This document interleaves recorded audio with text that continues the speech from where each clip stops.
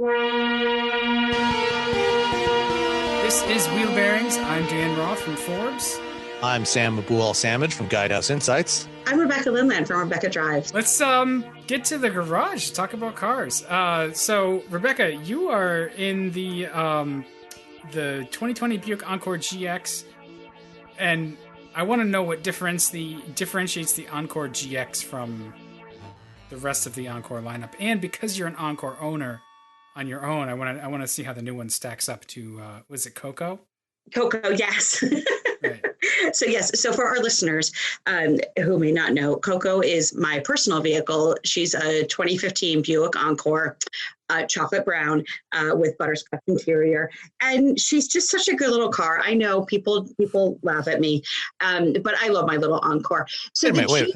Why would they laugh at you? Oh, because people mock me all the time for having a Buick Encore. Because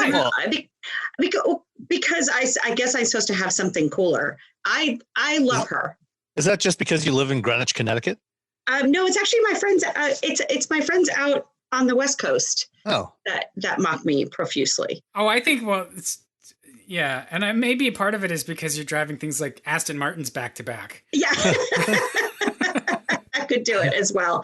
But no, I think when you add so the Encore GX is in the middle of it. It's in between the Encore that's out today, but it's smaller than the Envision. So I sort of call it like the Goldilocks version. And it's really designed the Encore is small. So the Encore competes with like the Nissan Juke, the Jeep Renegade, the Honda HR-V, and then the Envision in Buick's mind, the Envision goes more towards the CR-V, the Tiguan, the RAV4, the Equinox, vehicles like that. And they see the Encore GX as competing a little bit more in that space, sort of in the middle of those two, between a compact SUV and a small SUV and a compact SUV. But it's the same size as the existing Encore, right? No, it's a little bit longer. It's a little bit bigger. Oh, okay. It is, just ever so slightly. It's a little bit beefier for sure. It fell. I'm trying to see if I can grab the dimensions. It is longer for sure, and it's a little bit wider also. It definitely felt like a larger vehicle. Well, there's 5 cubic feet more cargo space and 3 cubic feet. It's 5 cubic feet more than the Encore and 3 cubic feet smaller than the Envision. So that really, really tightly fits. It does. Between the two. So the other thing that they've done is they have moved the Encore down price-wise. They're not offering like leather in the Encore anymore. So they're really positioning the Encore as very much of an entry-level vehicle, whereas the Encore GX is more for a buyer like myself who wants some more creature comfort. And this thing definitely had a really nice level of creature comforts. So the other thing that they did, there's 2 separate engines. There's a 1.2 liter turbo and then 1.3 liter turbo. Very, very small differences. Frankly, I'm not quite sure why they even bothered with the 1.2 except for price point. So the 1.2, 137 horsepower with 162 pounds-foot of torque. The 1.3 liter, which is what I drove, has 155 horsepower, 174 pounds-foot of torque. It was a CVT, actually, which is how you get the front-wheel drive. I was surprised at how good the CVT was. I'm not a huge fan of CVTs. They whine worse than little Lucy, my cat. But this one was actually really good. And I appreciated it. It just didn't have that whininess to it. Now, the all-wheel drive has the 9-speed automatic. I haven't driven that one yet. So I'll be curious to see how that compares. But, yeah, what I liked about the GX is This one was fully loaded, $34,000. It just, it has a lot of safety features to it. It had super easy, seamless connectivity, which, me, I can break any kind of technology.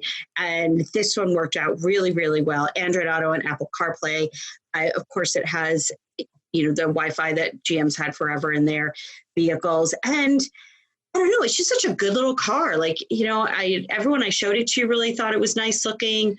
And again, for $34,000, I think it had a level of quietness and refinement that I don't always find in, say, the CRV, or the RAV4. And I really, really appreciated that. I think the fit and finish, the materials that they used, all of those features just, I don't know. I felt like I was really in a really nice premium vehicle, not a luxury vehicle, but pretty close to that though. Like just a good price point. I felt like I really liked it. When you talk about the connectivity, did you use, I'm assuming you used CarPlay and, no, I used Android Auto. Oh, okay. It wasn't wireless, right? It was, you plugged it in with a... You do plug it in. You do plug it in, but it worked very, very well. Unfortunately, I didn't use Amazon Alexa because I'm really curious to see how because I haven't been able to figure that out quite yet. But, and you can also do multiple Bluetooth pairings. So it's funny because like when my nephew Jake, when he's been driving Coco a lot, but when I get in the car, then the car, it sort of fights for pairing, right? Because his phone is paired, my phone is paired. It's like whose phone's paired? On the GX, you can actually have multiple phones paired at the same time. Right, so you could use one source for like music and then another for phone. Right, exactly. Yeah, or if you've got a couple, and the driver wants to have their phone hooked up, to use as the phone, or even, to switch back and forth between the music sources you're playing, in order to maintain marital bliss, to let somebody else take control. Yeah, that takes a while to learn. I'm curious about the powertrains too. Like you say, like they're right on top of each other. It really is like a 10 pound-foot difference in torque, and it doesn't make any sense to me. So what they did was they actually added more technology to the 1.3 liter.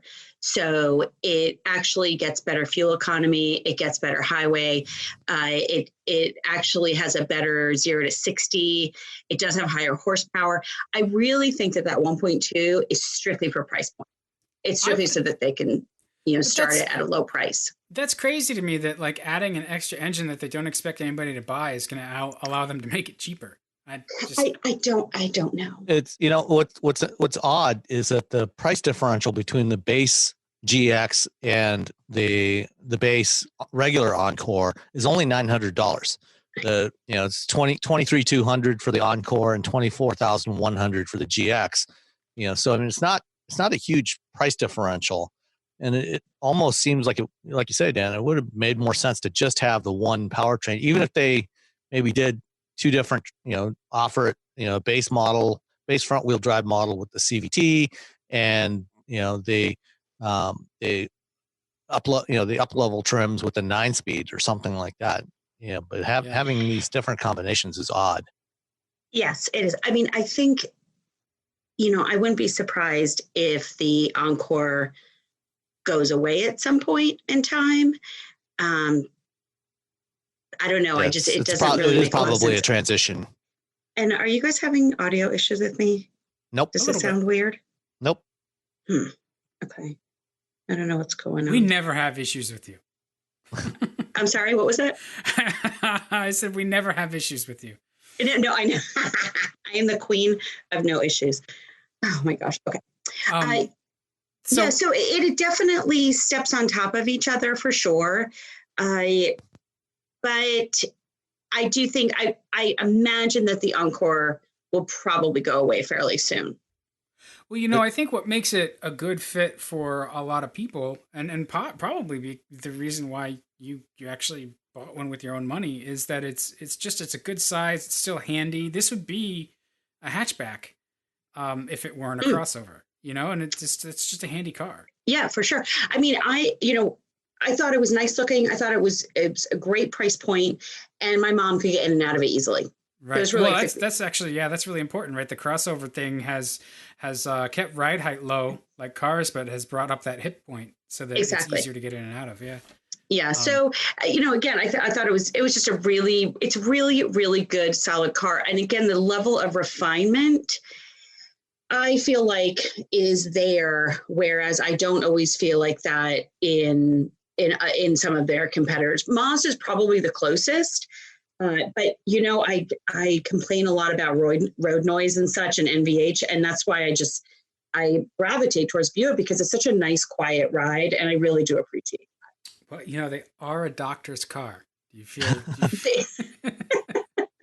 Do you feel like you can cure things?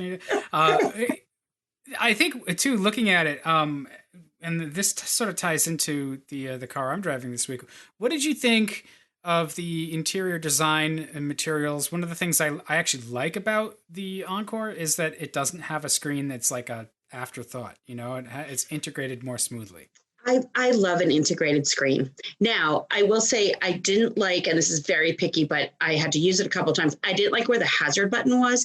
It's all the way on the right side, and I had to reach, like lunge for it.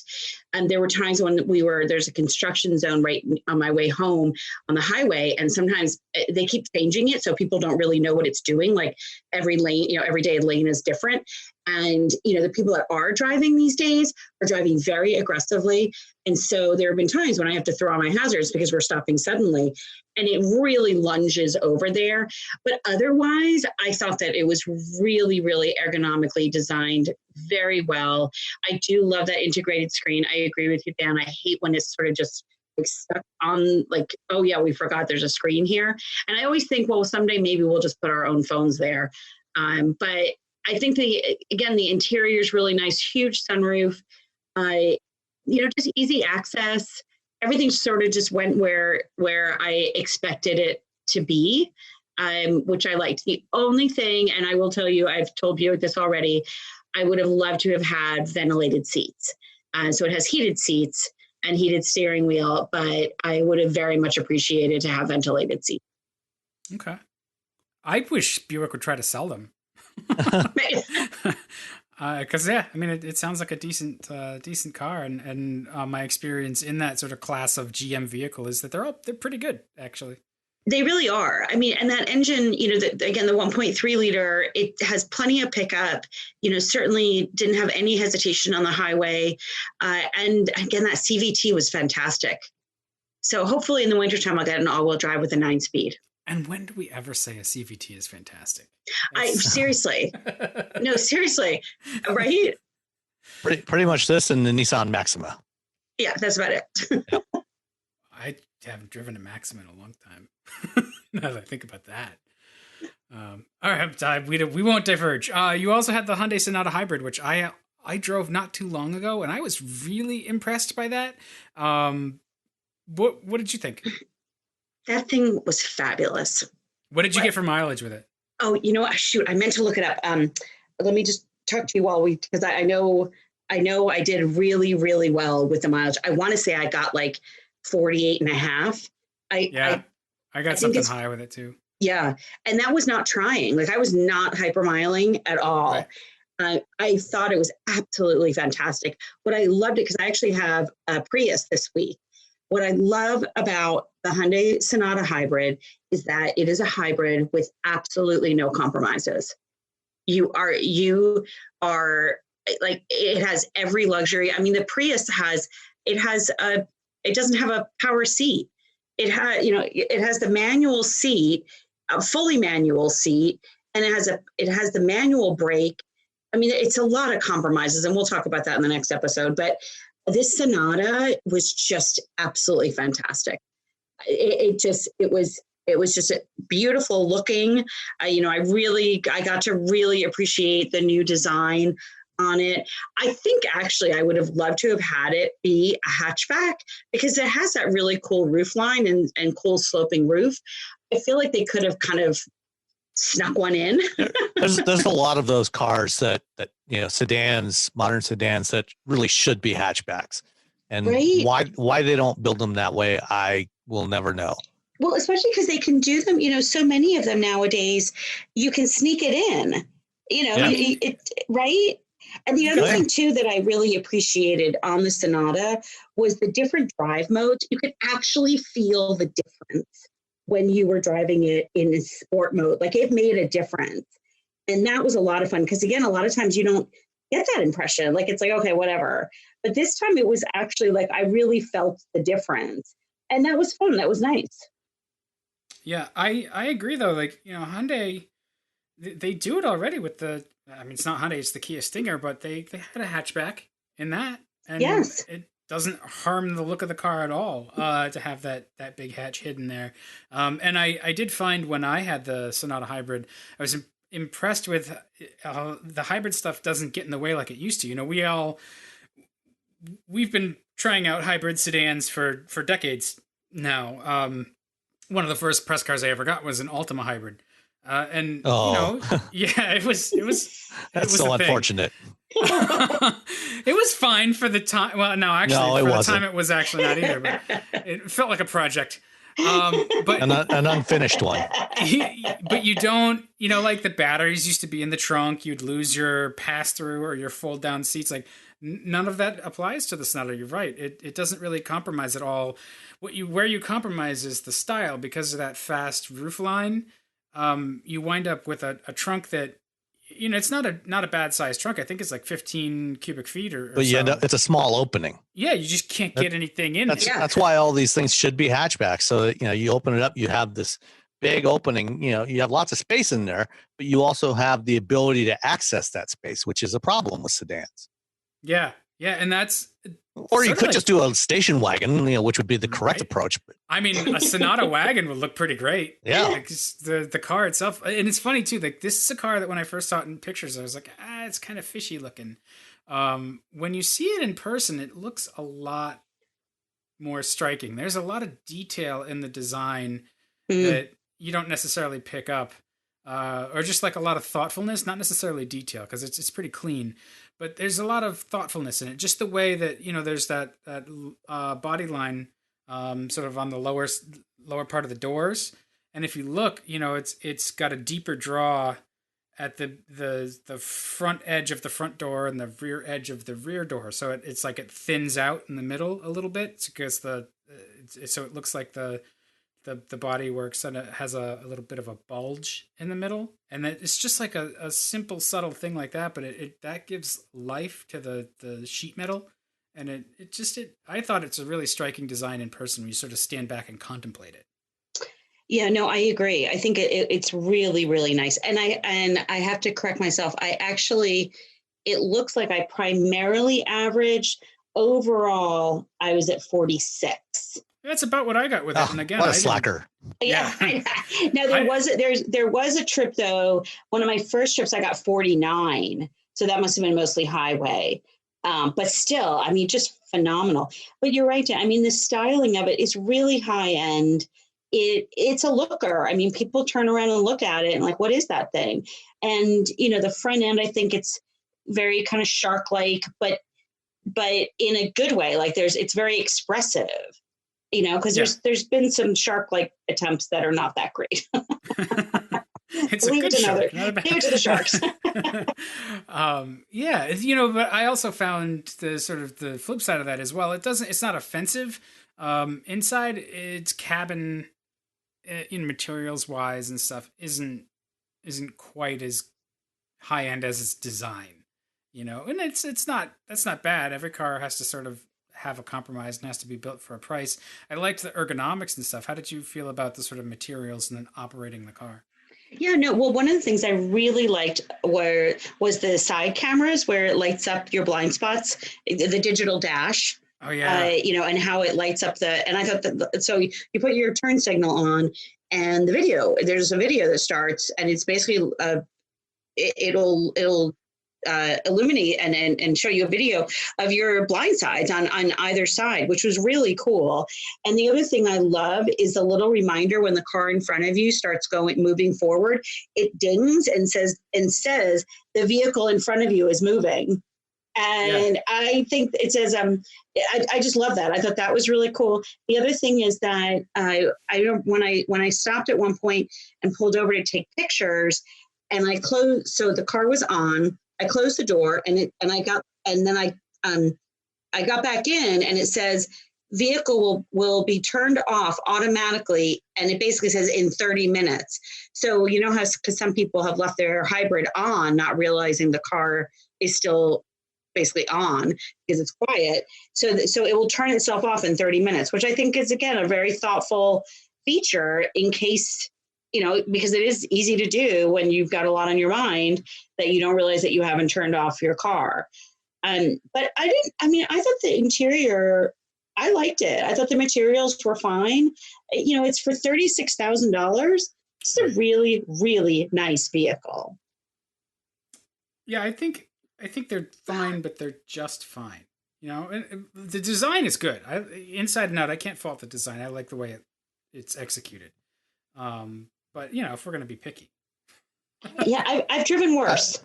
I've seen worse interiors for sure at that price point too.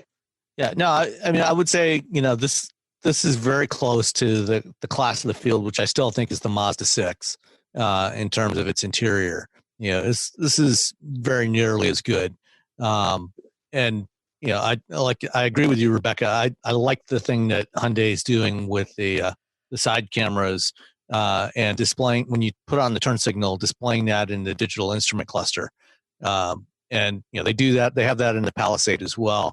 And I think they'll be rolling that out to other models. And compared to, it's a similar concept to what Honda has done with their lane watch system in the past, which is what we have on our Civic. So much better. This is actually useful because it's in front of you. It's not over in the center screen, and it's on both sides. So both on the left and the right. Whereas the Honda lane watch was only for the right hand camera. So basically, all you could see was if you were too close to the curb, when you're making a right hand turn. Other than that, it doesn't really tell you anything useful. Whereas this, actually shows you, what you would see if your mirrors were perfectly aimed. And it's great resolution too. Like it is like, it's like, oh my gosh, you are right there. That's the other thing too, is that all the cameras and the rear camera, all of that was super high resolution. And just again, like there's just that really, really good quality for a really good price and just incredible fuel economy. And that's what, to me, was the best part of it. So you're just not compromising, just because you prioritize fuel economy. Yeah, I think the only thing you compromise on right now with it is you can't get all-wheel drive. Right. And actually, as I said, I have a Prius and it actually is all-wheel drive. Oh, you have the all-wheel drive Prius. There you go. Yes. But they make you pay. They do make you pay, exactly. because it looks like a Prius.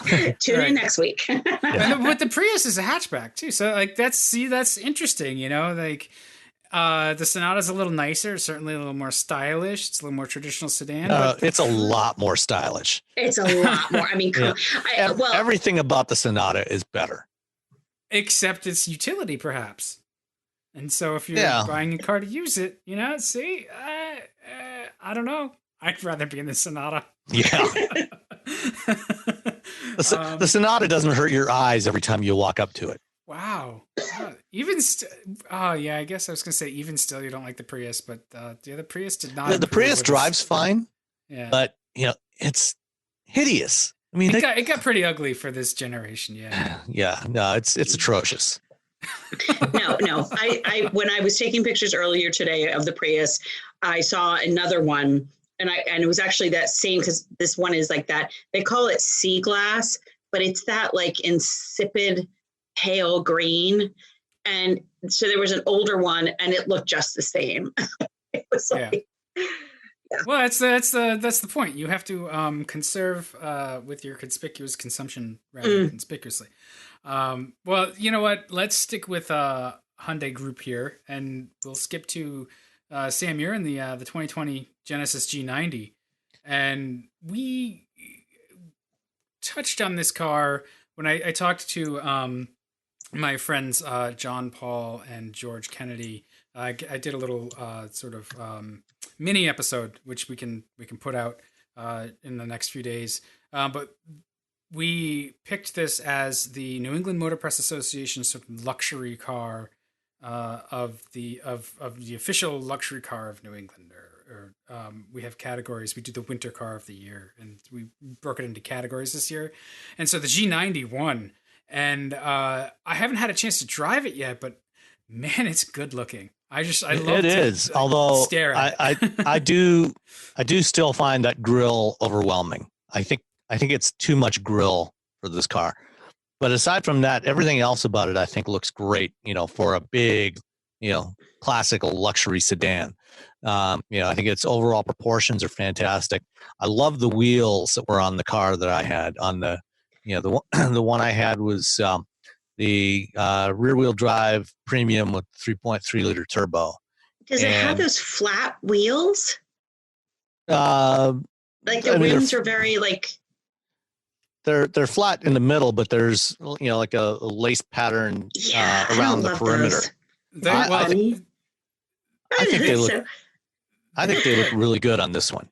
I know, it's so funny because we have similar taste in houses and furniture and things, but those rims, that is just not my jam. Well, you know what they remind me of? They remind me of like Mercedes wheels from the 80s and 90s. Yes, and maybe that's the problem. They're flat, like they have a high positive offset. So they don't have much dish to them.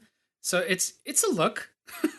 Yeah, there you go. Okay, go. Sorry, I think it works on this car, and I just dropped a photo in the Slack so you can see which one I had. That's exactly the one that I had on the drive. And it's the same color and everything. So I do still think that, especially, when you look at the photos that I had, you can where the way the sun was hitting it, you can very clearly see where the opening is in the grill, where there's an actual opening for airflow versus where kind of mistake, the grill is. Yeah. And it's, if you're going to do a massive grill like that, do it in a way that, you hide that, or, so it's not so obvious. Yeah. I mean, it's just, and I'm sure you'll post it on the site, but that picture in particular, because I have a picture on my site from the launch back in December, I think, and it's not visible at all. But again, it's just an angle thing. But you're right, that looks not great. Yeah. But aside from that, I really like the rest of this car. Well, first of all, the back seat in this thing is just enormous. It's huge. It's a living room. Yeah, there's so much space in there. And this one has the seats that you can adjust individually and everything. And there's the massive center armrest that you can fold down. That's got controls on there for the climate control and the audio and everything. And and in the front, the way that they have the fit and finish and the materials and the way everything's integrated in this thing, I think, is just really, really nice. And Rebecca, when you and I were at the LA show and we were sitting in the GV80, and you were commenting on the knobs, the knurling on the knobs. Well, the G90, when it got its refresh this year, they did the same stuff to that. So, the center control knob, has the really nice machined knurling around the perimeter of it, and on some of the other switches, so the climate control switches and the volume knobs, things like that. So it really feels like a precision instrument. If you've ever had a really nice set of calipers, things like that, really good tools, they feel like that. And that's what this feels like. And, the interior trim, the wood trim, I have never been a fan of high gloss wood veneer finishes in cars. I don't know that even on a Rolls Royce, or a Bentley, I've always thought they looked kind of tacky. Mm-hmm. But I do love, matte finish, open pore wood veneer. And, this has it across the dashboard and the center console. And I think it looks and feels great, really feels authentic. And this is a big car, and, drives like a big car. It doesn't feel like a G70 by any stretch of the imagination, but it doesn't wallow, but it definitely feels softer than either a G80 or a G70. It's got a certain softness to it, but it's not what were you going to say? Who among us doesn't? Well, because in my review I wrote it's an exercise in floatiness. Yeah. I mean, it's I remember growing up in the 80s, 70s and 80s, and driving in Cadillacs of that era, and I mean those things, they just wallowed all over the place. This is nothing like that. By modern standards, it's floaty, but it's still reasonably well controlled. It's the G90 is not the car that I would choose for myself from the Genesis lineup. That would be probably the G70. But, if you're looking for a big, massive luxury sedan, this is a great alternative to something like a 7 Series or, even a lower end S-Class. And it's a hell of a lot more affordable. This one, was pretty much loaded. I can't remember. Do they offer all-wheel drive on this?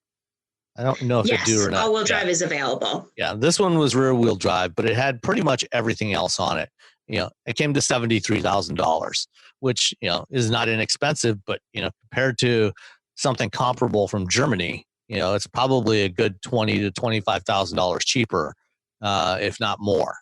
Yeah, so the one that I tested was 72.2, which actually excluded the roughly $1,000 in destination, and then the top trim is 79.2 with destination, and that's the G90 5.0 Ultimate. So that's with the 5.0 liter V8, which I don't think is worth it.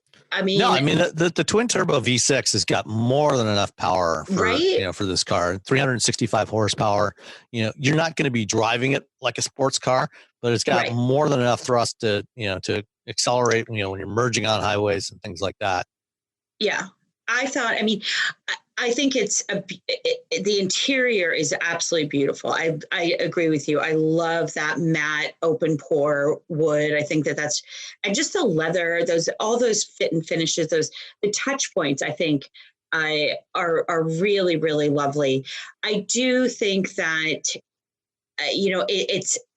it's almost generic in that, I want a little bit more tech feel to it, I think, but that's not what this customer wants anyway. No. So, keeping in mind who the customer is, I do think that if you want something that is a little bit more athletic, you would go towards like the Audi A8. But as you say, you are going to pay more. Or even the G80. Or even, absolutely. I think the G80 is fantastic, and there's, I think, a new one coming out shortly as well. Yeah, they've already shown it in Korea. And then the GV80 is coming out, their SUV, which I'm very excited to see as well. So, I think I think that there's a lot of good things about the Genesis brand, and as Dan said, it certainly is incredibly award-winning across the board. All three of their sedans have done really, really well. In a variety of tests and consumer the only place where they've surveys failed is in sales. Right. Well, that's because they don't have the GV80. I think that everything really hinges on the success of that one. Yeah. It does, but they also, they've done some good marketing. I like the fact that they're sponsoring the PGA, things like that. And I've told them this, so I can say this, their website is brutal, but getting people to the website, I think, is part of the challenge. And, people, there was a lot of confusion with the Genesis name, the brand, because it started out as a model. And so that's caused them, that has caused them some delays. Erwin Raphael, who was really a fine executive for the brand, has gotten promoted up to Hyundai corporate. So, there's some, and of course, Manfred Fitzgerald I don't know what happened, separated from the company, we'll call it. He had come from Lamborghini and was very, from an aesthetic standpoint, he very much fit the brand really well. And, did what he could with the products that he had. And it's just unfortunate that they didn't let him execute further on the, it's on the GV80 and such. Yeah, they brought over Mark Del Rosso last fall from Yes. Audi to run Genesis North America. So, see what he can do with it. There is one other little detail that I thought was really cool in this G8 G90. In the back, there's power sunshades for the side windows on the back doors and also for the rear window. And one of the nice little details is if you have the rear sunshade up, so it's blocking off the light from the back window. When you put it in reverse, it automatically retracts while you're backing up. Oh, that is cool. And then as soon as you put it back in drive, it goes back up again. These are the things that I think Genesis and Hyundai, and to some extent Kia as well, they do really well. These small touches that bring an emotional appeal, like that's emotionally satisfying when that happens. It's sort of like the digital dash, side view camera that we talked about. Like that's emotionally pleasing. I like that. That's a good thing. And that's what I think this brand does. All three of the Hyundai Group brands do really, really well, is that those little emotionally satisfying touches. Yep. So I just have to say a quick word too, while we're on the topic of Genesis. So Luke Donkerwolk, whose name I never say right, he resigned back in April, and I just want to wish him well. He's a really, really good guy, and I think he's going through some personal issues that I won't get into, but I hope he is resting at home comfortably and doing okay, because he's a really, really good guy. But he had to resign more for personal reasons than anything. So keep him in mind in your thoughts. Yeah, well, when we launch our car brand, we'll keep him in mind to come design it. Yeah, come design for us for sure. Right. All right, well, let's finish up the driveway / garage. I managed to get myself into a Cadillac XT4 350T with the sport package. So it has some blacked out trim, the grill and the window trim and stuff, and it's a nice shade of like pumpkin spice orange. Oh, I love that one. It is. This is a really, really well styled car. I mean, it's one of those designs, again, the more you stand back and contemplate it, the more you see the thought that was put into the design. And it's really refined and really just fantastic looking. How's the interior? The top okay. the top third is Cadillac, and then the bottom 2/3 is Chevy. And that's sort of the running theme. I think it does a lot of things right. The XT4 is the right size. It's priced pretty well. It looks great. It's even driving. It's half good, half bad. The half good is that, the controls all feel good. The weighting of the steering is like dead on. There's even this, the control stalks and stuff all feel pretty good. The ergonomics are really good. I liked that. Very much like you said with the Encore GX, stuff just works. And, even the infotainment is pretty good especially when you compare it to, like the Lexus NX that it's going to be cross-shopped with. That's just not good. Yeah. The areas I think where it sort of leaves a little to be desired, it's a little loud in terms of the engine note, and it's not a great engine note, so it either needs to be more refined sounding or just quieter. It's almost like they went a little too much toward the sporty idea, like it looks athletic, so it has to deliver that feeling. And I think it can look as athletic as they want to make it look, but really they should make it smooth. And it just feels over-eager when you drive it. It's noticeably downshifts at stop signs. Like it's trying too hard? Yeah, it's just like, chill. I understand. Yeah. The engine is great. I think it's a 2-liter turbo 4-cylinder. Fantastic, lots of power. And I did find that if you actually drive it in anger, fling it around a turn and put your foot down, It handles pretty well. It'll boil up the front tire, even though it has the twin clutch, the dual clutch all wheel drive. But it's predictable in terms of handling. So it delivers on the sport if you drive it that way. But nobody's going to drive it that way. So really, it just needs. And that therein lies the problem. You talk about the engine note, and it'd be one thing if they tried to make just the sport sound like that. Right. The problem is the premium Lux sounds the same way. I went on the XT4 launch drive out in Seattle a couple of years ago, and I got a chance to drive both the premium Lux and the sport, and from the NVH perspective, there was no real difference between the two. The engine was just as loud in the premium Lux, and that's the fundamental.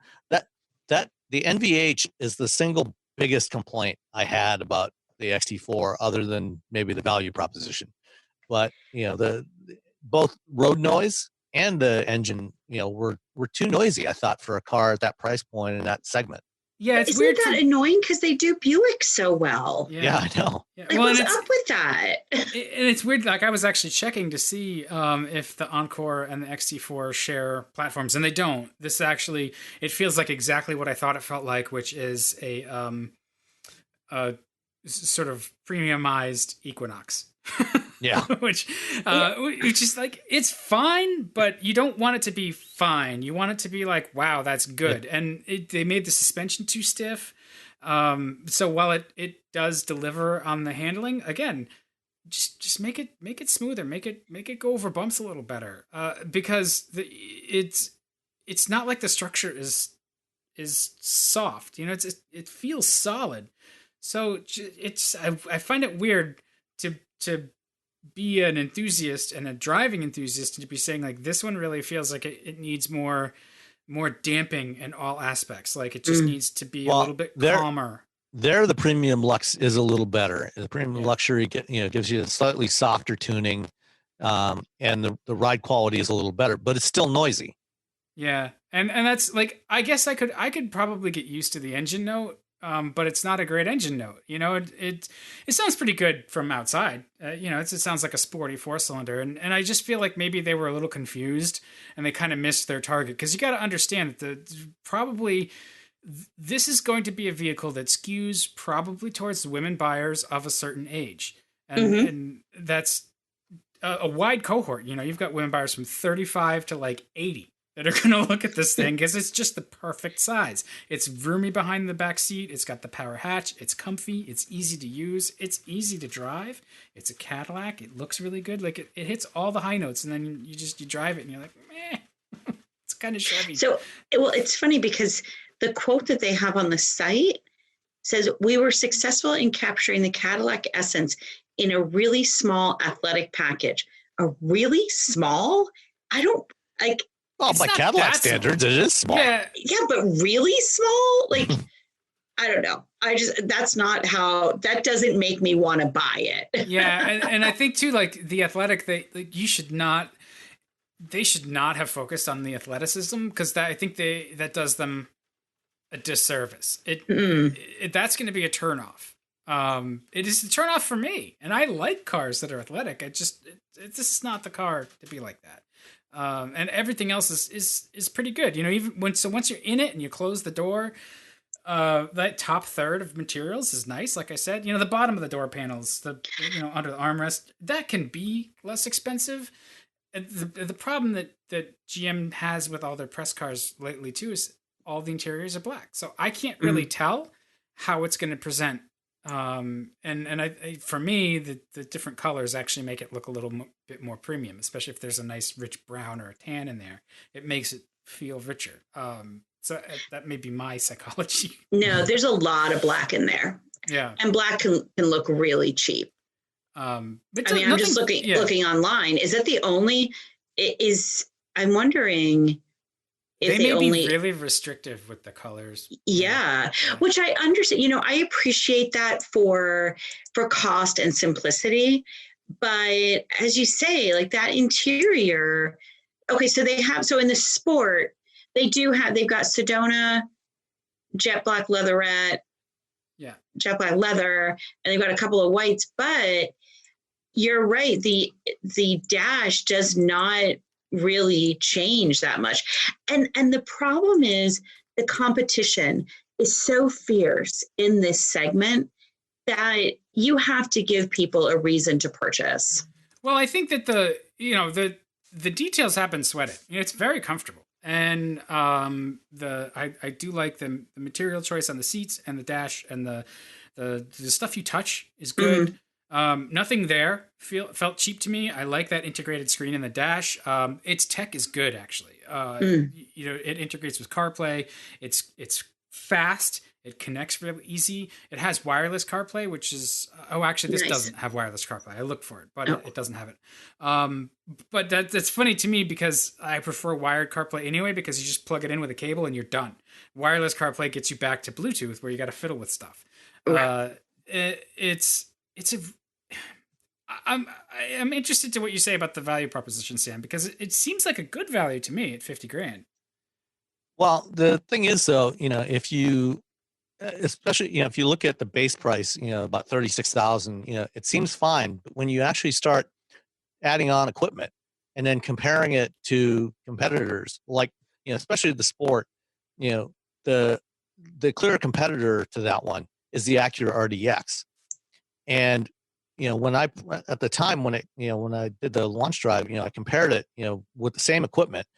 The XT4 came to like 56,000 compared to roughly the same equipment on an RDX A spec, which was $48,000. So it was like $8,000 more. Yeah, but you don't have to fight with the Acura infotainment system. That's true. But the thing is, there's a lot of stuff that other manufacturers put on, as standard equipment, especially in terms of like driver assist features. The Cadillac is still nickel and diming customers. Yeah, which drives me crazy. There's a lot of stuff that they, for whatever reason, they're still refusing to include as standard equipment.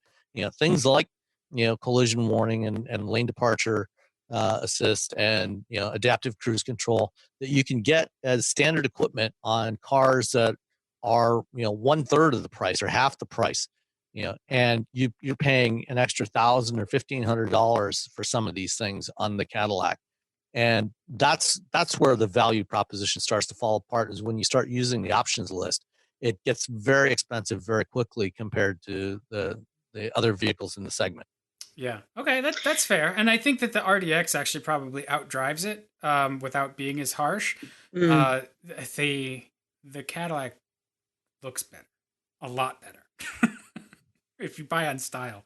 I like the RDX, but I just like, I'm forgiving a lot on the XT4 because I do think it's such a fantastic design. You know what it reminds me of? It reminds me of it feels very Sabi. Not crying, but like the old brand. Yeah. like the 94X. Yeah.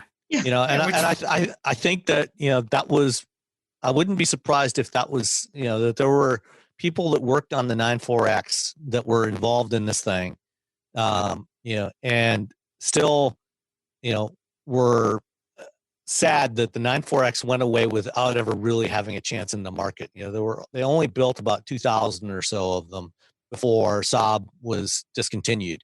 And every once in a while around Michigan here, you can spot them. You spot one on the road because they did sell a couple thousand of them.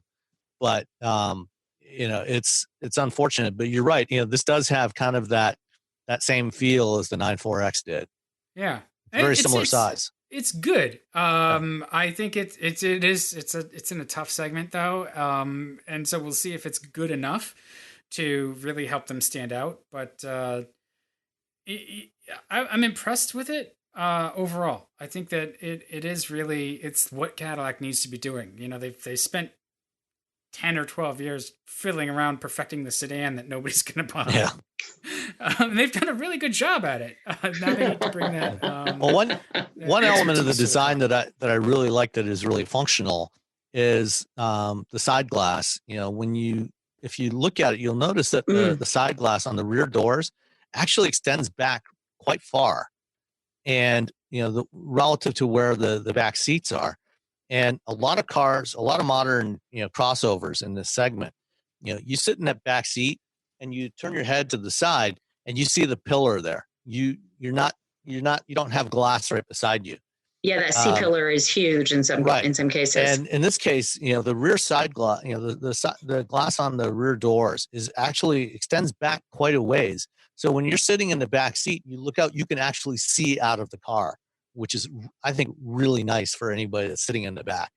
Well, and that goes to the design aesthetic also. Mm-hmm. And I think I agree. It's great for kids too, you know, which, and for regular people, for adults as well. Listen, kids are not regular people. That is true. No, you're right. So, I mean, that, and, to Dan's point, that's part of the design aesthetic. I think it's a beautiful looking vehicle. I like the headlamps a lot. I like the tail lamps. I think they're really cool. It's definitely distinctive on the road. I agree though. I think that focusing on the athleticism, when it then in turn compromises the other parts of the experience, is not really where this vehicle needs to be. Yeah.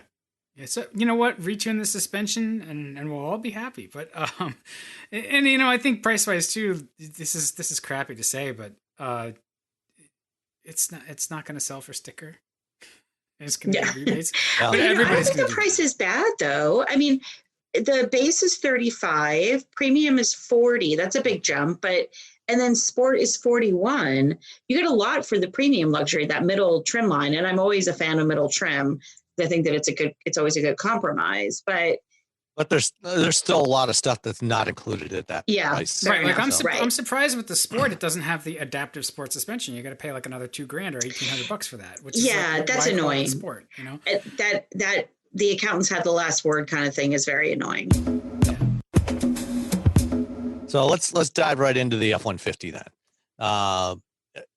It's Monday now, Thursday night, Ford unveiled the new F-150, 2021 F-150. And, as usual, it's all new. And, I wish they wouldn't say that. Funny thing is you look at it, especially if you look at it from the side, it doesn't actually look any different. I've been seeing these things on the road here, with light camo on, just the wrap on the front and the back for more than 6 months.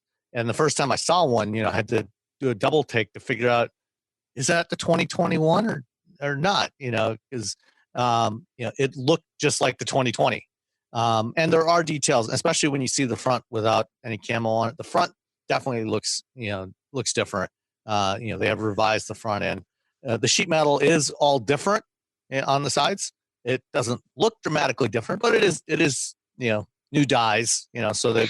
But is the average consumer really going to appreciate this? Because they don't look that different. Probably not. I think, though, that's sort of the point. Yeah. Because people are so religious about their trucks that. Right. Yeah, I mean, Ford sold over 900,000 F-Series last year. Yeah, the stats on when they compared it to the iPhone, I mean, those are fantastic stats. I absolutely, I get that. And it's a handsome truck. I mean, it looks great. It does. And the outgoing one actually was one of the better looking ones over the last however many years too. What was that? Gordon Plato, who designed the last one, and it came from a show car. And this one, it just looked great, and this looks really good too. Yeah, Ehab Code is the chief engineer for North American Trucks now, and I'm not sure if he was the design lead for the F-150, but he was the one who was involved in the briefing last week and talked about it. And it does look good. I mean, and it looks like a truck. Which is what you expected. That's the thing. You look at Crosstown at GM, and I know that those designs are polarizing, but they look a lot better than they did a couple of years ago. And then Ram is always a style leader. So right. But the thing that's really important about this truck is not the way it looks on the outside. It's all the stuff that's under the skin and also in the cabin. Obviously, because of the current situation with the pandemic, they couldn't do a live in-person reveal the way they had planned. And originally this one was supposed to be, we were supposed to see this back in April, I think. Yeah, April was when they originally scheduled the backgrounder for this. and so that it was all done online. All we've seen is photos of it, but the interior does look much better than before. One of the complaints I think we've all had about the F-150 is that while the interior is very functional, it has felt kind of cheap, especially compared to the Ram. Hard plastics, and it never felt up to the same level of premium. Even in a limited or King Ranch, it never felt to the same level as a corresponding Ram. And this one, at least from the photos, looks like it's a lot closer. We'll see when we actually see it in person, but it definitely looks a lot better. And they've done some really interesting design things. Like one of the things they talked about was the fact that a lot of truck users, especially people use it as a work truck, they use their computer in the truck. They use a laptop in the truck, and in the past, a lot of them have gotten these brackets that you can mount your laptop on that hangs over the center console. What they did for this new F-150 is when you put it in park, they found from their consumer research that truck buyers actually really like to have a traditional type of shifter on the center console, not a push button or a rotary knob setup. They wanted the traditional shifter, but they also wanted that console space. So they made it so that when the truck is in park, you can then fold down the shifter into a little cavity in front of it. So it makes it's out of the way. And then the top half of the center armrest folds over. So you have a big flat work surface available to you that you can use to write on or put your computer on there, whatever you want to do. So little details like that are really important in this thing. That's really cool. That's a very, very clever. It's a great way, and I see what you mean. On some of the photos, it's a great way to meet customers' needs when it's and especially as you say, when it's appropriately. If you're putting it in a park, rather than having somebody fumble with, trying to use the cup holders or whatever. And I do see they actually have cup holders behind it, so you can move your drinks to right behind that. So if you do have like a cup of coffee or something next to the shifter, there's actually cup holders behind what becomes that table. That's really, really clever design. I like that. Yeah, and another interesting detail in the interior is a pop-up lockable storage bin underneath the rear seat. So you can fold up the rear seat, as you always have been able to in the crew cabs, and have a large flat floor area. But then in the floor area, you can pop up a storage bin and put stuff in there. And then when you put the seat down, you can actually lock the seat with the key. Oh, that's clever. So you can store stuff in there and it's locked in. And you can actually lock either side from the left or the right independently. So you can have one side that's locked and the other side that's not, if you want easier access to some stuff, but you want to keep other stuff secured. So you can, if you're not using it for storage, you can fold that down, have that whole area, for cargo inside the cabin, or use that and have it lockable for security. Really cool stuff. Powertrain wise, same 5 engines you have now, from the 3.3 liter naturally aspirated V6, the 2.7 and the 3.5 EcoBoost, the 5 liter V8, and the 3 liter diesel.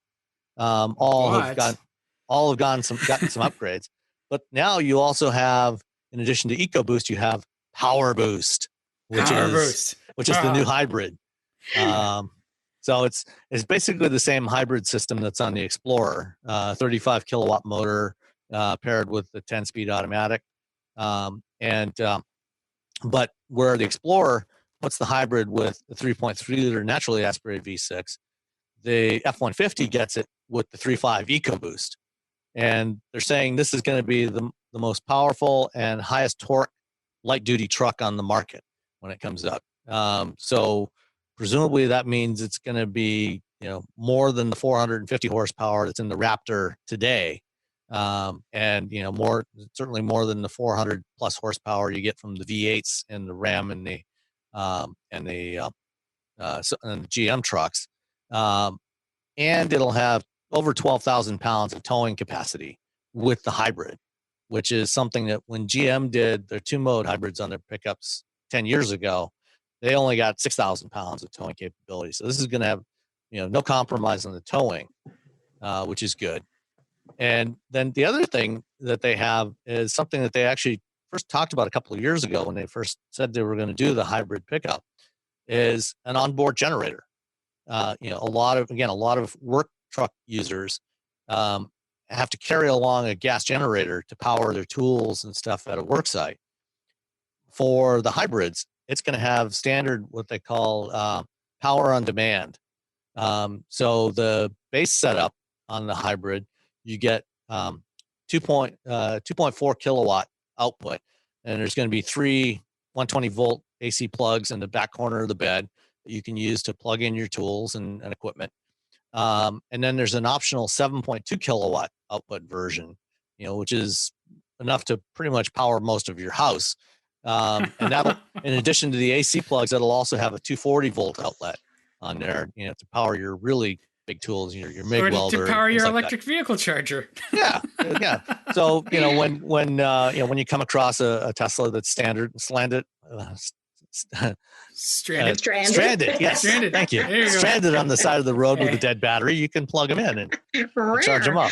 That's a really cool feature, though. So will that feature only be available on hybrid? That will be on the hybrids. On the gas engines, you'll also be able to get a built-in power on demand generator, but that's only going to be 2 kilowatt output. So that's going to be a little bit different system from what's in the hybrid, because the hybrid's actually using the hybrid motor, the 35 kilowatt motor for the hybrid system. And on the hybrid, if you're using the 2.4 kilowatt version, it can actually run all that stuff off the battery for at least for as long as the battery's got charge, and then it'll automatically start the engine.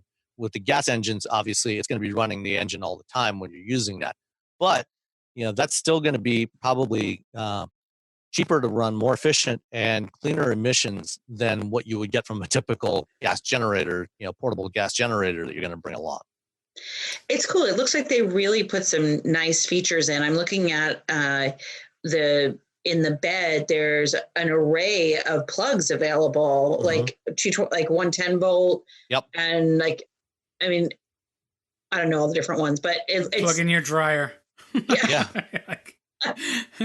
I'm even plug in my coffee maker right there. Yeah. If you're going camping, you can plug in your coffee maker and whatever, your TV and whatever other stuff you want. That doesn't sound like camping. I love the idea of tailgating with this. Whenever we can go and watch sports again. Well, it's a really thoughtful redesign, and I think that's what sets it apart is the thought that they put into it. Yeah. And then one other thing that's under the skin that you're not going to see, at least initially, is the new electronic architecture. So this truck has the same electronic architecture as the Mach-E, what Ford's calling their networked vehicle 2 architecture. So currently, vehicles like this typically have 75 to 100 discrete computers scattered around, electronic control units scattered around the vehicle to power all the different systems. With this new architecture, they've scaled that way down and consolidated that down and have several much larger, more powerful domain control computers that they call. One of which is for all the driver assist features and things like that. And because of the way this is architected, like the Mach-E, this will have support for full over-the-air software updates. Nice. Which means one of the features that's going to be available on this is Ford's new active drive assist system, which is also coming to Mach-E, which is their hands-free driver assist system. Very similar, same basic concept as GM Super Cruise. It's got infrared driver monitor cameras to watch you to make sure you're watching the road. It's geofenced. It's got maps of divided highways, and it'll limit you to using it on divided highways. But you can go completely hands off. You just have to watch the road and be ready to take over. That software is going to be available middle of next year. But from start of production, you'll be able to get what they call the active prep package, which adds extra sensors on there. So you get extra radar sensors, get the driver monitor system, things like that.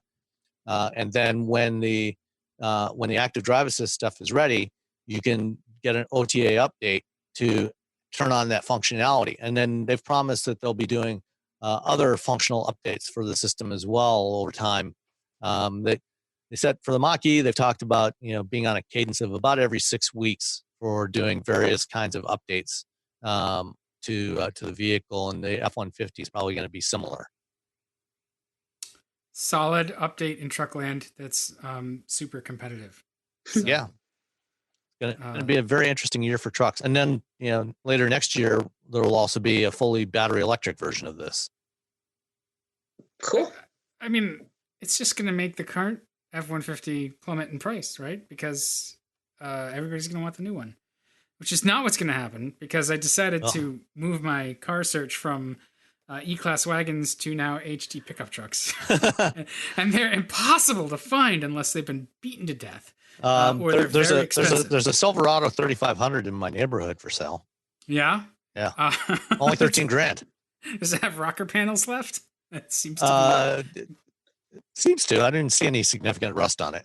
It's Cab a dually. mounts rust out. Yeah, that's a little much. I almost went and test drove a Ram 3500, and that has a solid front axle, and it was priced right and it was clean, and it's just like, that is so much more truck than I actually need.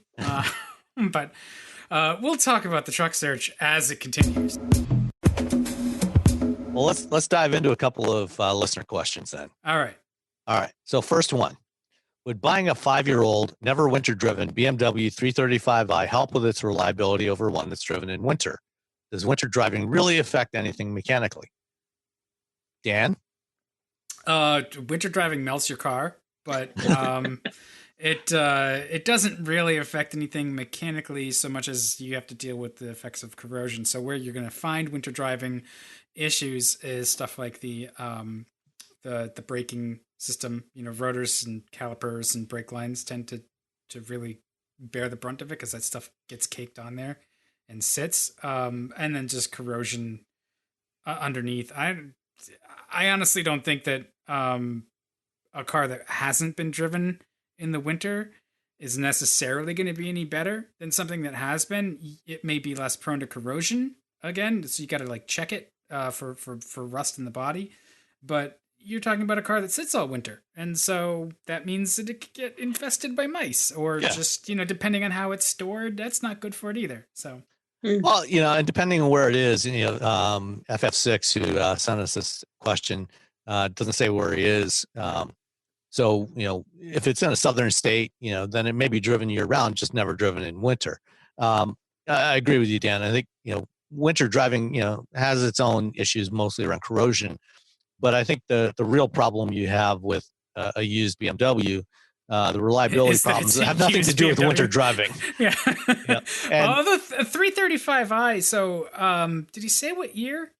He says 5 years old, so about a 2015. So it's going to be the previous generation, the F36, 36, something like that. I'm trying to remember. It went EFG, right? So it went from E90. So it could be an E90, but I think it's probably F70. Is it F70? F30. F30, whatever. F30. Anyway, it doesn't really matter. It's the previous generation.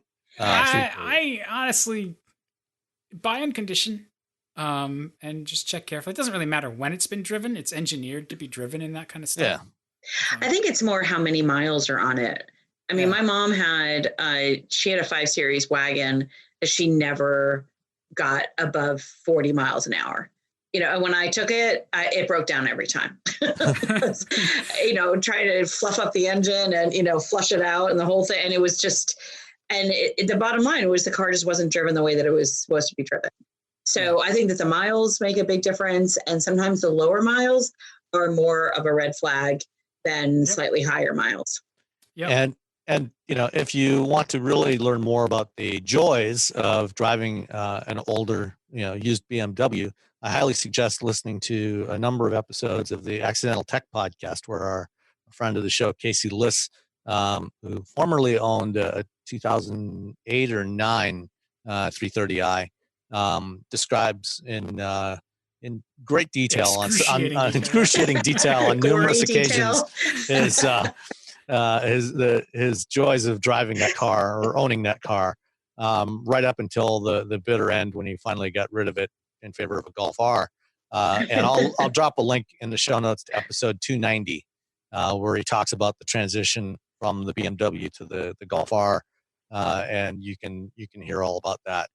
And when we say bitter end, we mean bitter. Oh yes, Bitter table for one.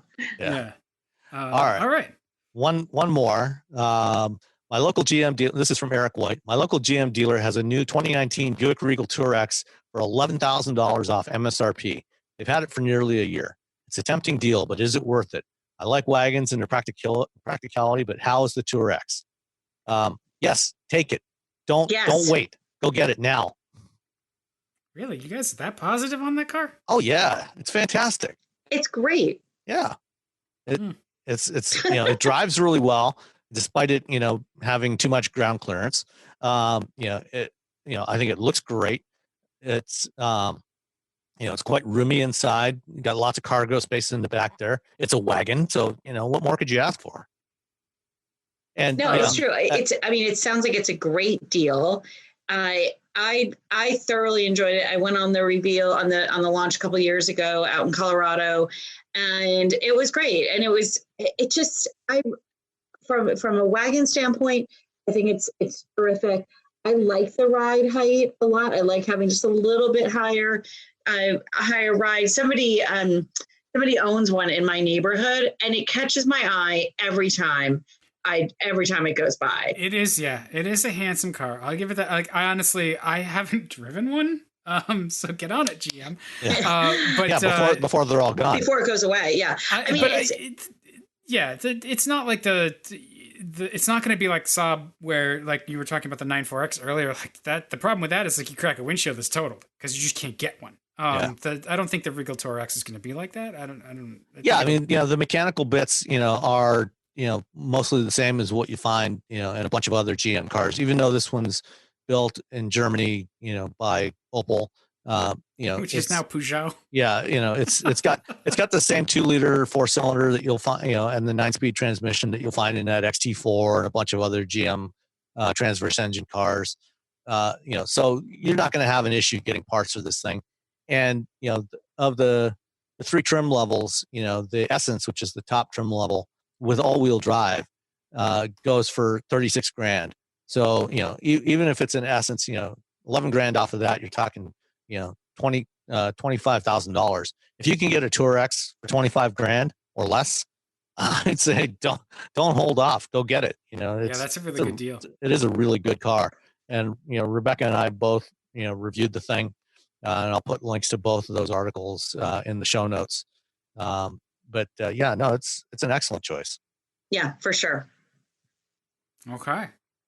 Well, I think that's it. I think we're done. One last thing. I did have a chance last Thursday before the reveal of the F-150 to spend 15 minutes chatting with Ford CEO Jim Hackett about some of the things that Ford's doing. His approach to human-centered design, as it's often called, and unleashing the talent within Ford. And had some interesting things to say. So I will we'll roll out with that Jim Hackett interview right after this. All right. That's it's kind of an important thing to tack on at the end there. Like, by the way. Talk with like the top guy at Ford. Yeah. But that's good. So stay tuned and then keep dropping us questions and give us feedback. We'd love to hear from our audience. So we'll catch everybody next time. Bye. Thanks, everyone.